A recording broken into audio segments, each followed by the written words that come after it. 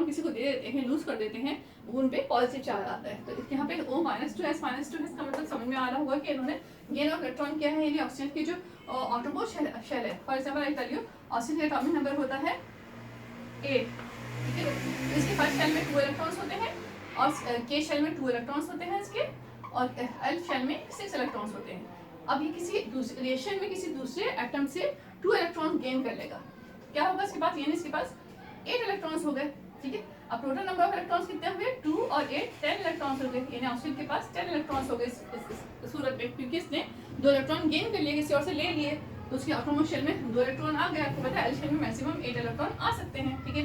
तो क्या है, so it will gain the minus charge, इसके ऊपर माइनस चार्ज आ जाएगा। इसी तरह सल्फर के साथ भी होता है, ठीक है। सल्फर का भी आप चेक कर सकते हैं, इसका एटॉमिक नंबर 16 होता है, तो इसका स्ट्रक्चर फॉर्म करके आप देख सकते हैं वहाँ पे, ठीक class. It is all about the group 6A। I am again repeating, oxygen, sulphur, selenium, tellurium, polonium, ठीक है ना। इस ऑक्सीजन सल्फर नॉन मेटल्स है, सेलेनियम टेलोरियम मेटलाइट्स, पोलोनियम मेटल, ठीक है ना। और ये इनकी सबकी एलोट्रोपिक फॉर्म मिलती है। एलोट्रोपिक फॉर्म मैंने बताया था आपको, केमिकल प्रॉपर्टी सेम होती है लेकिन अपीयरेंस वाइज, ठीक है ना, फिजिकल प्रॉपर्टी डिफरेंट होती है, अपेरेंटली डिफरेंट होते हैं, देखने में बहुत डिफरेंट होते हैं, दूसरे से बहुत अलग से होते हैं, ठीक है। तो इन सबके एलोट्रोपिक फॉर्म मिलती हैं। अच्छा, ऑक्सीजन की एलोट्रोपिक फॉर्म की एग्जांपल है O2, O3, ठीक है। सल्फर के एलोट्रोपिक फॉर्म भी पढ़ेंगे आप इस चैप्टर में, आगे चैप्टर्स जो आएंगे इसमें। ये है alpha sulphur, beta sulphur, gamma sulphur, ठीक है ना।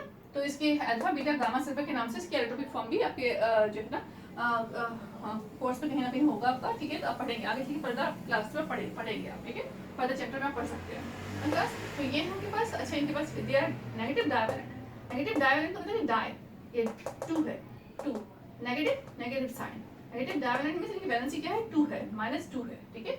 नेगेटिव डायवैलेंट, नेगेटिव ट्राइवैलेंट -3 हो सकता है, ठीक है ना। तो ये नेगेटिव डायवैलेंट एलिमेंट्स है, क्योंकि ये 2 इलेक्ट्रॉन्स गेन करते हैं। कितने इलेक्ट्रॉन, 2 इलेक्ट्रॉन गेन करते हैं, तो इनके पास -2 चार्ज आ जाता है। तो ये सब it is all about the group 6A।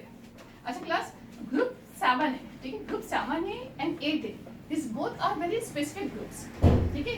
Bye the examination point of view, group 7A and 8A are very important.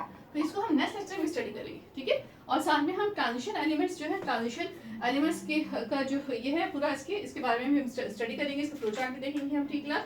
और मेटल्स, नॉन मेटल्स के बारे में भी, और मेटलाइट्स के सब के बारे में जो है ना हम नेक्स्ट लेक्चर में स्टडी करेंगे। आई थिंक आज के लिए इतना काफ़ी है। ये बहुत खास है एग्जामिनेशन पॉइंट ऑफ व्यू से, दोनों ग्रुप बहुत इंपॉर्टेंट है। तो इनको मैं बहुत जो है ना उनको मैं चाह रही हूँ कि नेक्स्ट लेक्चर में इसको जो है ना फिर दोबारा से इसको हम कंटिन्यू करेंगे नेक्स्ट लेक्चर में, class. Okay, now please take the homework. Homework आपके पास जो है सेम क्वेश्चन क्लास, ठीक है। सिर्फ ग्रुप नंबर में चेंज करना है। राइट द क्वेश्चन,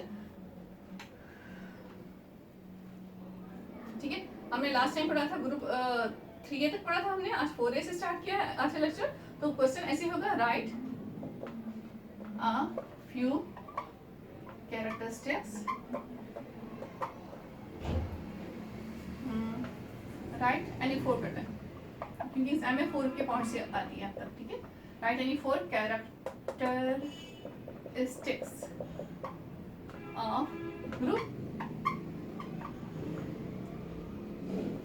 4A, ठीक है। या नाम से भी आ सकता है, कार्बन फैमिली के नाम से भी आ सकता है, ठीक है।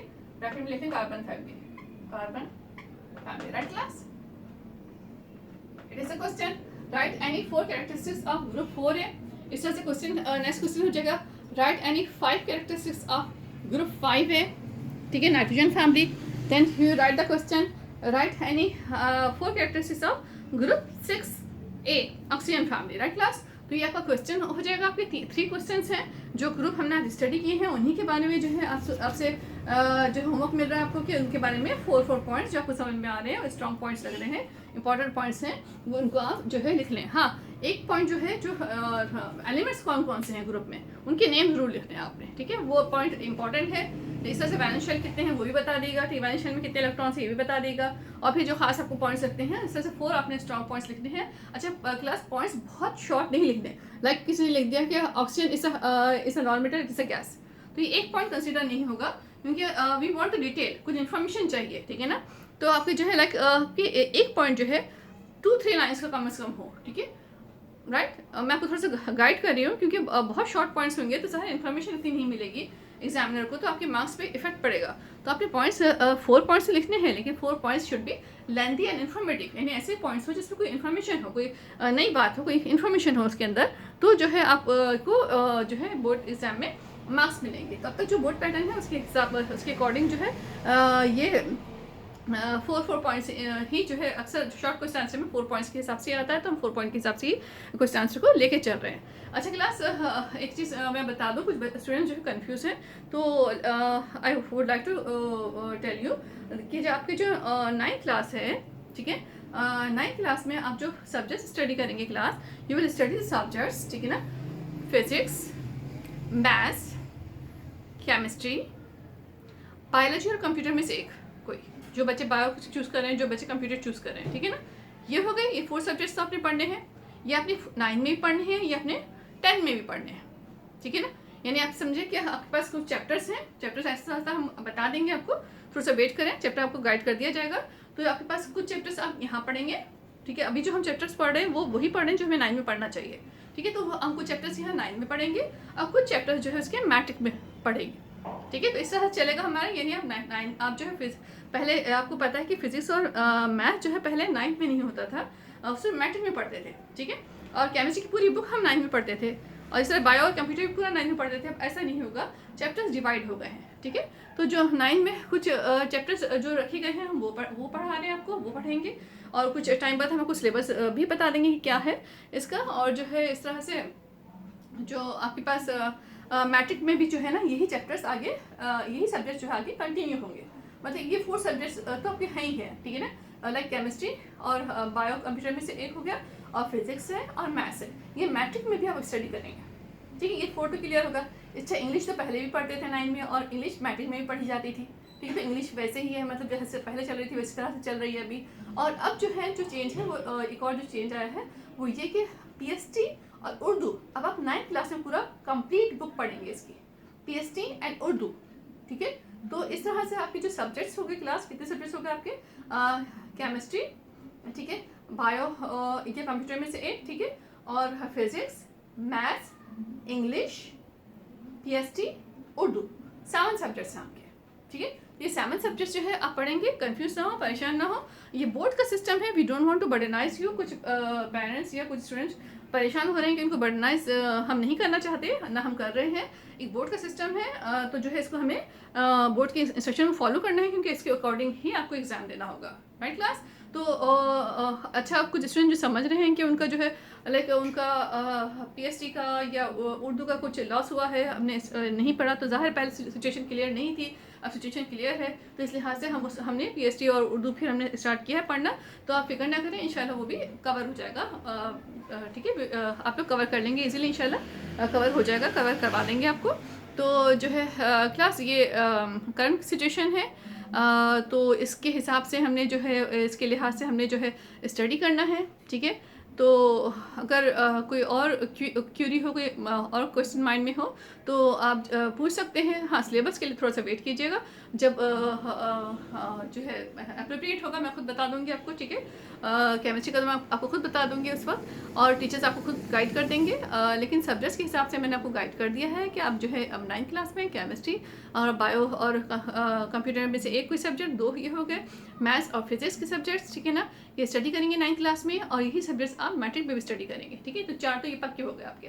और जो है इसके बाद इंग्लिश है, इंग्लिश आप 9 में भी स्टडी करेंगे, इंग्लिश की और जो मैट्रिक की बुक होती है इंग्लिश में वो आप मैट्रिक में स्टडी करेंगे आप, ठीक है, वो पता ही है आपको। अच्छा पीएसटी और उर्दू वो उनकी सारी जो बुक्स है वो आप 9 में पढ़ेंगे, ठीक है। और फिर इस तरह से सिंधी और क्या बचा, सिंधी एंड कौन सा जो बुक है, सिंधी, और जो रिमेनिंग सब्जेक्ट बचा है क्लास कौन सा है, वो जो है आप मैट्रिक में स्टडी करेंगे। Let me think, Sindhi and PST Urdu और पीएसटी उर्दू हो गया, और राइट क्लास जो रिमेनिंग सब्जेक्ट है वो आप मैट्रिक में स्टडी करेंगे।